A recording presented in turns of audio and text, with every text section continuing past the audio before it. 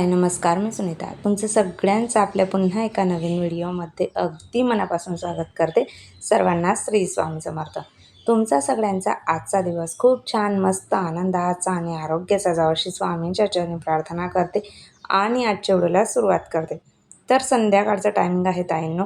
कालच्या व्हिडिओला तुम्ही दिलेलं भरभरून प्रेमासाठी तुमचं खरंच खूप मनापासून आभार. आणि देह स्वच्छ करण्यासाठी जे काही लिक्विड वापरते ते तुम्हाला खूप जास्त आवडलं. त्या लिक्विडचं नाव धारा आहे.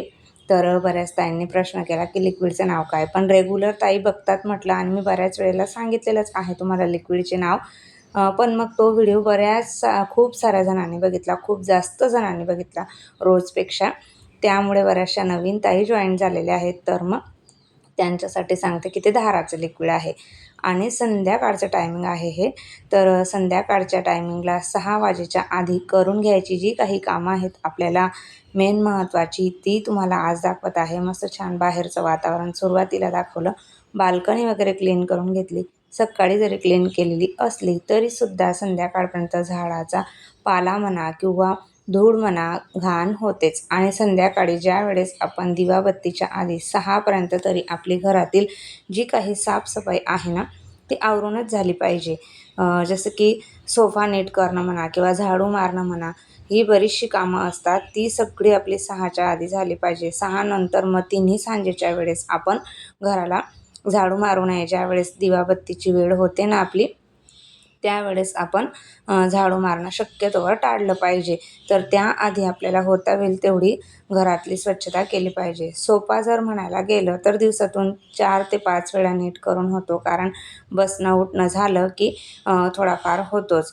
आणि माझा सोफा तर असा आहे, म्हणजे त्याच्यावरचं जे कवर आहे ना ते जरा पातळ आहे, त्यामुळे ते बसल्यानंतर लवकर गोळा होतं. त्यामुळे दिवसभरातून बऱ्याच वेळेला त्याला व्यवस्थित नीट करून घ्यावा लागतो, झटकून वगैरे. आणि जे प्लेन सोफे असतात ना त्यांना काही व्यवस्थित अशी जास्त नीट करायची गरज पडत नाही. म्हणजे जे लॅदरचं कवरवाले असतात ना ते जर घेतले ना तर लवकर खराबही होत नाही किंवा सारखं सारखं त्यांना व्यवस्थित नीट करायची गरजही पडत नाही. तर घ्यायचं असेल ना ताईंना तुम्हाला, तर लॅदरची म्हणजे गादीला वरून कवर पाहिजे लॅदरचं, तशा पद्धतीने घ्या. तर मग नाही तर मग त्याला सारखं सारखं व्यवस्थित नीट करावं लागतं. घरात मुलं बाळं वगैरे किंवा आपणही स्वतः, आपण कितीही आवरलं तरी घरातले मुलांना आपण किती वेळा सांगणार की व्यवस्थित बसा, नीट करा, असं करून मग ते शेवटी आपल्यालाच पुरतं. संपूर्ण घराला माझा झाडू मारून झालेला होता. जास्त काही मोठं नाही आहे माझं घर, 3 खोल्यांचं घर आहे, 3 रूम आहेत माझे. तर मग मोजून फक्त 15 मिनटात संपूर्ण घर झाडून वगैरे झटकून क्लीन होऊन जातं. या गोष्टींसाठी जास्त वेळ आपल्याला लागत नाही, 15 ते 20 मिनटं लागतात. तर ही सगळी कामं आपण 6च्या आधी जर करून घेतली, जेणेकरून दिवाबत्तीची वेळ, लक्ष्मी यायच्या वेळेला आपल्याला झाडू मारावा लागत नाही किंवा लक्ष्मीचे स्वागत आपल्या घरामध्ये खूप छान होतं, असंही म्हटलं तरीही चालेल. घरातलं वातावरण जर छान आणि प्रसन्न असलं तर. आणि त्यानंतर मग आपलं मेन महत्त्वाचं काम राहिलेलं असतं, ते म्हणजे कपड्यांच्या घड्या घालणं. कपडे शक्यतो रात्रीच्या वेळेस बाहेर ठेवू नये, शक्य होईल तेवढे घरात आणून ठेवावे. संध्याकाळपर्यंत कपड्यांच्या घड्या वगैरे घालून घेणं. आणि आता सध्या तर सुकतात व्यवस्थित पटकन, पावसाळ्यात सुकत नसतात, त्यामुळे आपल्याला घरात रात्रीच्या वेळेस घ्यावेच लागतात ते. फॅन खाली आपण कपड्यांचं स्टँड म्हणा किंवा याच्यामध्ये आपल्याला वाढवण्यासाठी रात्री कपडे लटकवावेच लागतात. तर संध्याकाळी मी दिवाबत्तीच्या आधी माझ्या कपड्यांच्या घड्या वगैरे जे काही कामं असतात ना तीही सगळी आवरून घ्यायचा प्रयत्न असतो. आणि 5:45 मला तर सिद्धीला घ्यायला जावंच लागतं. त्याआधी तर मी हे कामं करते, पण ज्यावेळेस हे घरी असले, ते जाणार असले, तर मग 6पर्यंत ही टोटली कामं सगळी घरातली आवरून घ्यायचा प्रयत्न असतो.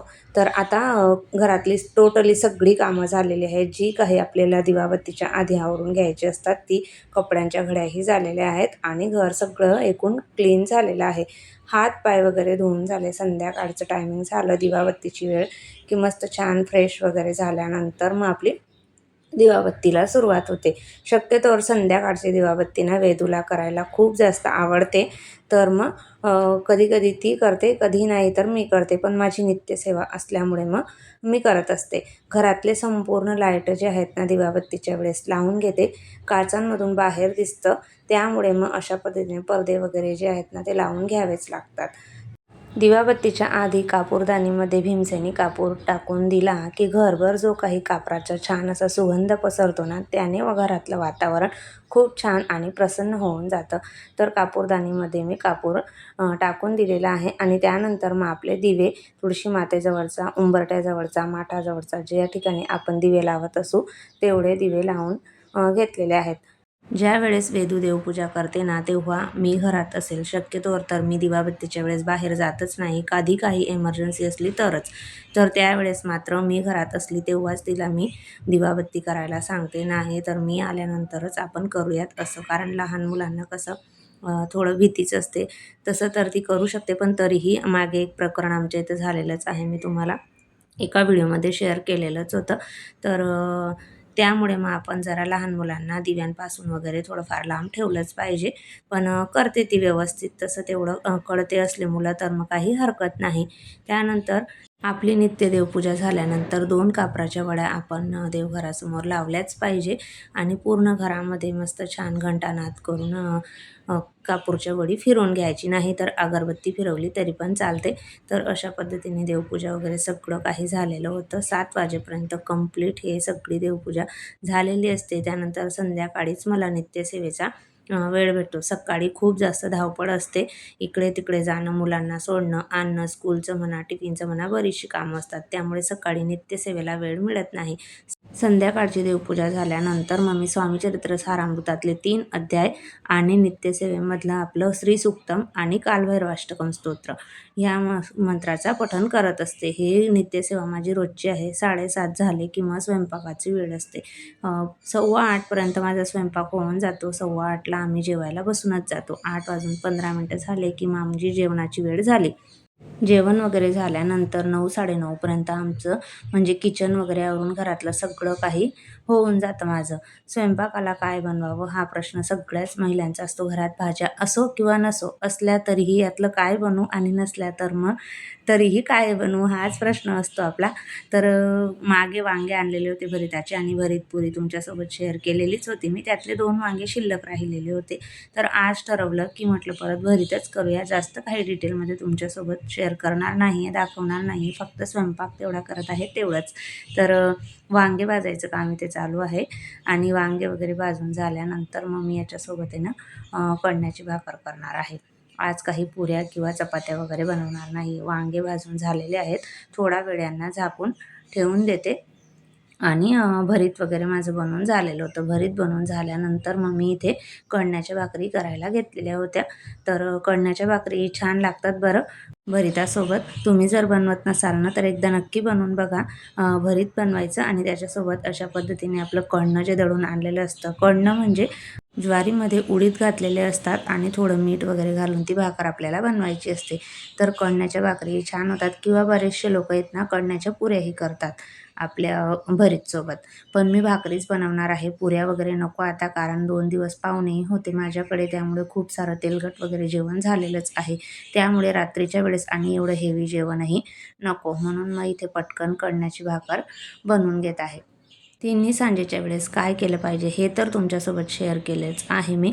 पण काय करू नये, शक्यतोवर आपली दिवाबत्तीची वेळ असली ना त्यावेळेस घरातलं वातावरण हवं तितकं प्रसन्नच ठेवावं आणि जास्त करून म्हणजे मग भांडण होणार नाही किंवा जास्त वाद होणार नाहीत घरामध्ये याची काळजी आपण घेतली पाहिजे. शांततेचं वातावरण घरामध्ये असलं तर चांगलं असतं. तर याची काळजी आपण घेतली पाहिजे. स्वयंपाक करायला सुरुवात केली मी की मग मोबाईलमध्ये म्हणा किंवा आपल्या टी व्हीवरती म्हणा स्तोत्र, मंत्र याचं पठण जे काही आहे ना ते मी लावून देते आणि स्वयंपाकाला सुरुवात करत असते. मस्त छान स्तोत्र मंत्रांचं पठण करत करत स्वयंपाक छान होऊन जातो आणि ते पठण केल्यानंतर जो काही आपला स्वयंपाक बनतो ना म्हणजे प्रसादाच्या स्वरूपामध्येच तो आपला स्वयंपाक बनत असतो. चला तर मग मस्त छान अशी कणण्याची भाकरही माझी इथे बनवून झालेली आहे. सोबतच भरीत पण आहे. मस्त छान असा खानदेशी बेत आहे. तुम्ही जर खानदेशातले असाल तर तुम्हाला माहीतच आहे की भरितासोबत कणण्याची भाकरही खाल्ली जाते. मिरच्या तळलेल्या आहेत मी ह्या. ताकात भिजवून वाढलेल्या होत्या त्या आणि ह्या शिंगऱ्या आहेत. तर चला ताईंनो, मी व्हिडिओचा एंड करते. कसा वाटला आजचा व्हिडिओ ते कमेंट करून नक्की सांगा. सोबतच नेहमीप्रमाणे तुम्हाला व्हिडिओ आवडला असेल तर व्हिडिओला लाईक करा, शेअर करा, कमेंट करा. पहिल्यांदा बघत असाल तर सबस्क्राईब करा. श्री स्वामी समर्थ.